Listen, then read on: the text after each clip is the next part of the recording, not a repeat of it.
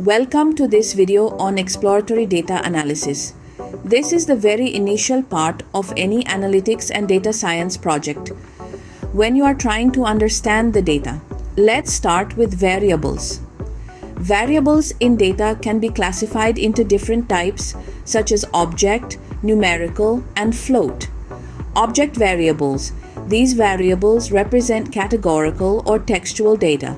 For example, a variable like color can have categories like red, blue, or green. Object variables are often used to describe qualities or characteristics of something. Numerical variables. These variables represent quantitative data that can be measured or counted.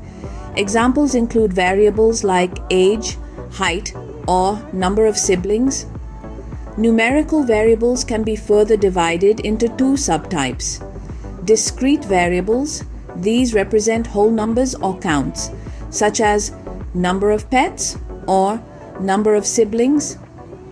Continuous variables. These represent measurements that can take any value within a range, such as temperature or weight. Continuous variables can be further classified as float variables.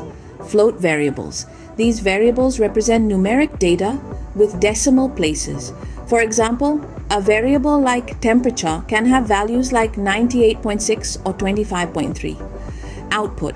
Now, let's talk about some techniques used to visualize variables during EDA missing values. Sometimes, data may have missing values where information is not available for certain observations. It's important to identify and handle missing values appropriately. Visualizing missing values can help us understand the extent of missing data and decide how to handle it. Techniques like heat maps or bar graphs can be used to represent missing values in different columns. Outliers. Outliers are extreme or unusual values that differ significantly from other data points. They can have a big impact on the analysis, so it's important to identify them.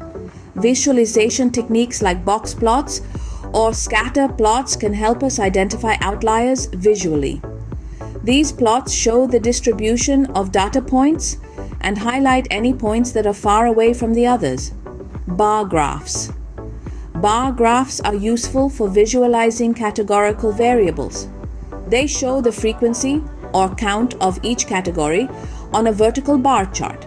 For example, if we have a variable like favorite fruit with categories like apple, banana, and orange, a bar graph can show how many people prefer each fruit. Univariate analysis.